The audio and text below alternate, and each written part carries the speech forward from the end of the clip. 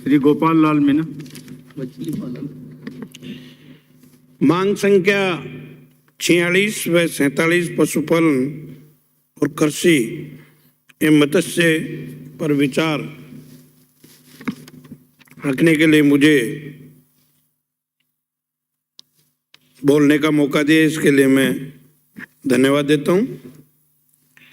कृषि का शानदार बजट आदरणीय मुख्यमंत्री ने प्रदेश के किसानों के लिए शानदार सौगातें दी है। किसानों को उठाने के लिए, किसानों के कल्याण के लिए, किसान की आमदनी बढ़ाने के लिए, किसान की खुशहाली के लिए जो बजट पेश किया उसके लिए मैं उसकी बुरी बुरी प्रशंसा करता हूँ। माननीय सभापति महोदय, आज देश में क्या हो रहा है? केंद्र सरकार किसानों की आमदनी दुगनी करने का वादा किया था, लेकिन इनकी नीयत शुरू से ही गलत थी। इन्होंने भूमि अधिग्रहण बिल लेके आकर अपनी मंशा जाहिर कर दी थी और भूमि अधिग्रहण बिल देश के किसानों पे थोपने का काम करने का केंद्र सरकार ने काम किया, लेकिन हमारी पार्टी और आदरणीय राहुल गांधी जी ने इसका विरोध किया और फिर पूरे देश में आंदोलन हुआ। उसकी वजह से उनको भूमि अधिग्रहण बिल वापस लेना पड़ा। किसानों के ऊपर कुठाराघात करते करते इन्होंने 3 काले कानून लेके आए और किसानों को 3 काले कानून किसानों के ऊपर थोपने का काम कर ही दिया था, लेकिन किसानों ने जमकर और डटकर विरोध किया। बहुत सारे किसानों की शहादत और शहीद हुए। उसके बाद में जब इनकी नहीं पार पड़ी तो उनको बिल को वापस करने की इन्होंने बात कही।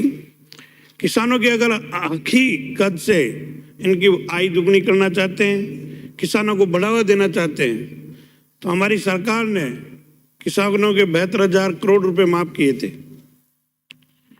आज 2013 से अब तक किसानों के बारे में केंद्र सरकार कोई बात नहीं करती, न उनके कर्ज माफ की बात करती।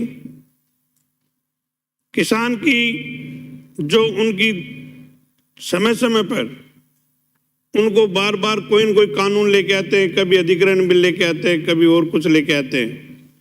किसान डरे हुए हैं और पूंजीपतियों के हाथ में इन किसानों को भी देना चाहते थे, लेकिन किसान, ये देश किसानों का है।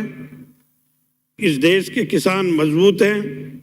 आज से नहीं, दे आज़ादी से पहले भी किसानों ने मजबूती से आंदोलन किए और देश के आज़ादी के बाद में भी किसानों ने मजबूती से आंदोलन किया, जिससे चाहे कोई सरकार हो, चाहे अंग्रेज सरकार हो, सब ने घुटने टेकने का काम रखा। आज माननीय सभापति महोदय, क्षेत्रफल की दृष्टि से भी राजस्थान सबसे बड़ा राज्य है। कुल भौगोलिक क्षेत्र 3,42,00,000 हेक्टेयर है, 3,42,00,000 हेक्टेयर है। राज्य का मुख्य व्यवसाय भी कृषि है। खेती की मुख्य वर्षा निर्भर करती है और वर्षा निर्भर करती है तो हमारे माननीय प्रधानमंत्री जी ने कई बार ERCP को राष्ट्रीय परियोजना की घोषणा करने के वादा करके जनता के बीच में गए थे, लेकिन आज तक इसको राष्ट्रीय परियोजना घोषित नहीं की। लेकिन हमारी सरकार ने और आदरणीय मुख्यमंत्री जी ने पिछले बजट में 10,000 करोड़ रुपए और इस बजट में 13,000 करोड़ रुपए देने की ERCP में घोषणा की है। तो इससे जाहिर होता है कि सरकार जिनकी मंशा है, जिन्होंने किसानों का कर्ज माफ किया, किसानों को पानी लेने की बात रखी, आज हमारे इस राज्य में बरसात से खेती होती है, बरसात पर निर्भर है, लेकिन अगर पूर्वी राजस्थान में किसानों के लिए ERCP योजना उनके लिए एक बहुत बड़ी उपलब्धि होगी। पूरा क्षेत्र हरा भरा होगा। मेरे क्षेत्र में जमारामगढ़ बांध है, वो भी आरसीपी से जुड़ा हुआ है। अगर इसमें पहले पानी आया करता था, फुल रहता था, इसमें जो एशियाई गेम भी यहाँ पे हुए थे, उस समय हमारा क्षेत्र हरा भरा था। इसको आंधी क्षेत्र को गंगानगर के नाम से जाना जाता था। वह पूरी अच्छी फसल होती थी, लेकिन आज पानी के बिगर किसान सब बेरोजगार हो गए, घर बैठे हैं। मैं तो यही कहना चाहूँगा कि मैं बहुत सारी बातें बतानी थी, लेकिन मैं मेरे क्षेत्र की बात कर लेता हूँ। मेरे क्षेत्र में चाहे कृषि में हो, चाहे पशुपालन में हो, कृषि मंत्री जी ने और मुख्यमंत्री जी ने काफ़ी कुछ दिया है।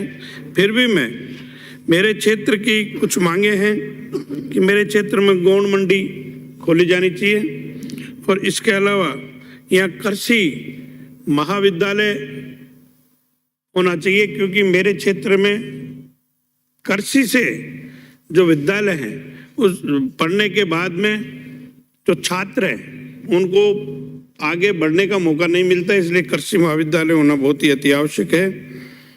पशुपालन उप स्वास्थ्य केंद्र और कृषि किसान केंद्र हमारे क्षेत्र में हर पंचायत स्तर पर खोले जाने चाहिए, जिससे किसानों को फायदा होगा, पशुपालकों को फायदा होगा। मैं धन्यवाद देना चाहता हूँ कि जो इस बार बजट दिया है उसके लिए मुख्यमंत्री जी को मैं बहुत बहुत धन्यवाद देना चाहता हूँ, और मंत्री जी को भी धन्यवाद देना चाहता हूँ कि आपने जो बजट दिया है ये किसानों की आय दुनी करने वाली है। और जो केंद्र सरकार झूठे वादे करी, उसने कभी किसानों का कर्ज माफ नहीं किया और किसानों को कभी राहत नहीं दी, और किसानों के ऊपर कानून थोपने का काम किया। किसानों के ऊपर भूमि अधिग्रहण बिल का कानून थोपने का काम किया। तो इन कानूनों को छोड़कर अगर वो किसानों की सहायता करेंगे तो आने वाले समय में किसान आगे बढ़ सकेंगे। और मैं कहना चाहूँगा कि जो कांग्रेस सरकारें रही है वो किसानों के हक में काम किए, किसानों के कर्ज माफ किए, किसानों के जो भी कानून है वो काले कानून लेके आने का काम नहीं की। मैं यही कहना चाहूँगा कि कांग्रेस पार्टी सदैव किसानों के हक में काम किया है, मुख्यमंत्री जी ने किसानों के हक में काम किया है, और भारतीय जनता पार्टी और केंद्र सरकार किसानों के विरोधी है।